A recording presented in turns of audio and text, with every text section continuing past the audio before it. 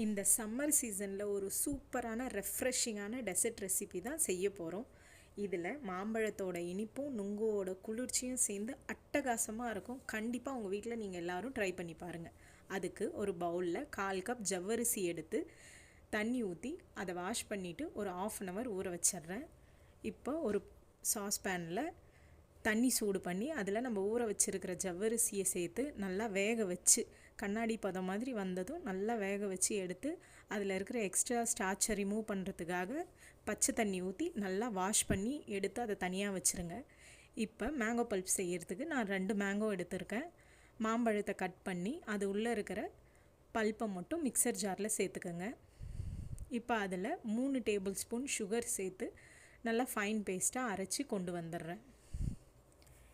இப்போ ஒரு பவுல் எடுத்துக்கோங்க. அதில் நம்ம வேக வச்சுருக்கிற ஜவ்வரிசி, மாம்பழம் பேஸ்ட்டு, அதுக்கப்புறம் கட் பண்ணி வச்சுருக்கிற மாம்பழம், அதுக்கப்புறம் நுங்கு கட் பண்ணி வச்சுருக்கேன் அது சேர்த்துட்டு நல்லா திக்காக காய்ச்சி வச்சுருக்கிற பாலும் சேர்த்து ஐஸ் க்யூப் சேர்த்து நல்லா மிக்ஸ் பண்ணி சில்லுன்னு சர்வ் பண்ணிங்கன்னா நம்மளோட mango sago with ice apple ready. Thanks for வாட்சிங். Subscribe for more videos.